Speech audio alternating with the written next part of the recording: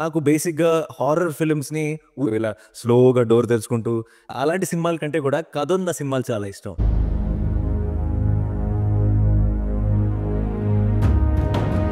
Top 3 horror movies do not watch alone. Hello guys, welcome back to MS in orbit. ఈ రోజు నేను suggest చేయబోయే ఈ మూవీస్ని వీలైనంత వరకు ఒంటరిగా మాత్రం అస్సలు చూడకండి. ఎందుకంటే ఈ మూవీస్లో ఉండే క్యారెక్టర్స్ మిమ్మల్ని ఎంత ఇన్ఫ్లుయెన్స్ చేస్తాయంటే చాలా భయంకరంగా ఉంటాయి. మూవీలో హారర్ అంటే ఏదో పైనుంచి రావటం, దయ్యాలు అలా ఉండడం కాదు. క్యారెక్టర్స్, ఆ స్టోరీలో ఉండే డెప్త్ అలాంటిది అనమాట. సో వీలైనంత వరకు ఒంటరిగా మా ఫ్రెండ్స్తో కానీ ఆ చుట్టుపక్కల జనాలు ఉన్నప్పుడు మాత్రం ఈ సినిమాని చూడడానికి ట్రై చేయండి.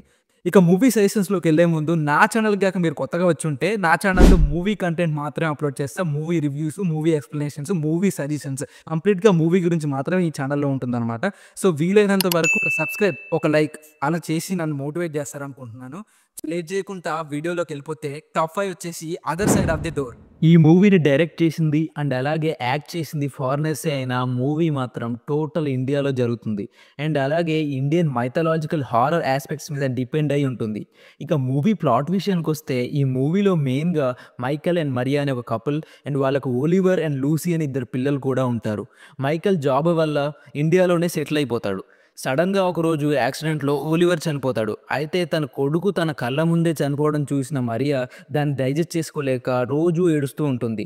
మరియా రోజు ఏడవడం చూస్తున్న పని మనిషి తట్టుకోలేక ఇండియాలో ఉన్న ఒక ఏన్షియంట్ టెంపుల్ గురించి చెప్తుంది. ఆ టెంపుల్ ముందు చనిపోయిన వాళ్ళ బూడిదను పోసి లోపలికి వెళ్ళి డోర్ వేసుకొని వాళ్ళని పిలిస్తే ఆ ఆత్మ వస్తుందని పని మనిషి తనతో చెప్తుంది.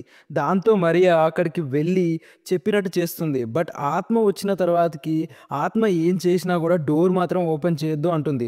బట్ మరియా కంగారులో డోర్ ఓపెన్ చేస్తుంది.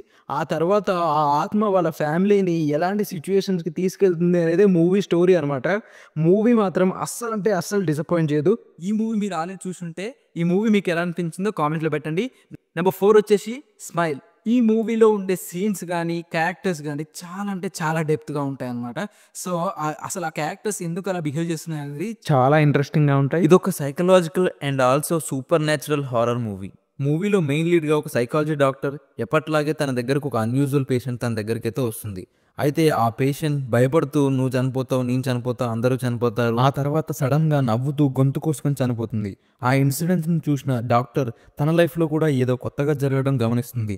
తనకు కూడా ఇల్యూషన్స్ రావటం, నెక్స్ట్ ఆ డాక్టర్కి తనకి ఎందుకు ఇలా అవుతుంది అని తెలుసుకునే క్రమంలో తను ఏమవుతుంది అనేది మూవీ స్టోరీ అనమాట. ఈ మూవీలో చాలా డిస్టర్బింగ్గా ఉండే సీన్స్ ఉంటాయి అనమాట.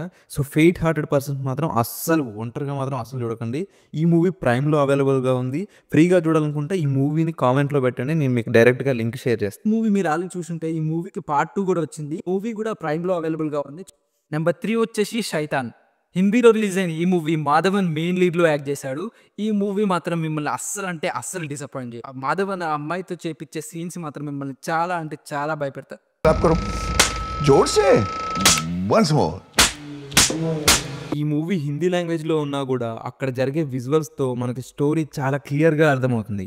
మాధవన్ ఈ మూవీలో ఒక మంత్రగాడు అనమాట. అంటే బ్లాక్ మ్యాజిక్ చేతబడి చేసే పర్సన్ అనమాట. ఒక పెద్ద తాంత్రిక శక్తి కోసం అమ్మాయిల్ని బలి ఇవ్వడం కోసం ట్రాప్ చేస్తూ ఉంటాడు.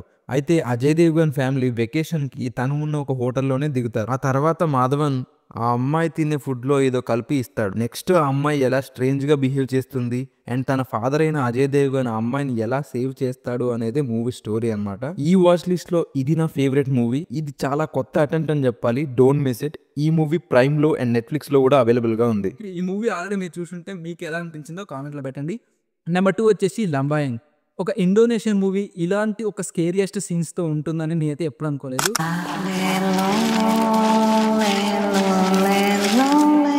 ఇదొక Indonesian movie. Edge of the seat experience మాత్రం పక్కా గ్యారంటీ, రాసి పెట్టుకోండి. లెంబాయంగ్ అనే హాస్పిటల్లో ఇంటర్న్షిప్ చేయడానికి పీకా అండ్ అరుణ్ అనే 2 అమ్మాయిలు అయితే జాయిన్ అవుతారు. అయితే ఆ హాస్పిటల్ చాలా మంత్స్ నుండి క్లోజ్ చేసి ఉంటుంది. రీజన్ వచ్చేసి ఆ హాస్పిటల్లో హ్యాంగ్ చేసుకొని ఒక డాక్టర్ అయితే చనిపోయి ఉంటుంది. సో వాళ్ళు జాయిన్ అయిన కొన్ని డేస్కి ఆ హాస్పిటల్లో అన్యూజువల్గా జరగడం స్టార్ట్ అవుతుంది. ఆ తర్వాత జరిగే సీన్స్ చూస్తే మీ పాయింట్ తడిసిపోద్ది, చెమటతో కాదు, అలా ఉంటాయి సీన్స్. ఈ మూవీ చూడడానికి మూవీ నేమ్ని కామెంట్లో పెట్టండి, నేను డైరెక్ట్గా మీకు డిఎం చేస్తాను. నెంబర్ 1 వచ్చేసి 2008లో తెలుగులో రిలీజ్ అయిన రక్ష మూవీ. ఆల్రెడీ ఈ మూవీ చాలామంది చూసే ఉంటారు. చూడని వాళ్ళు ఉంటే ఒక లుక్ వేయండి. This movie is based on black magic, చేతబడి. ఈ మూవీ చాలా అంటే చాలా డిస్టర్బ్ చేస్తుంది.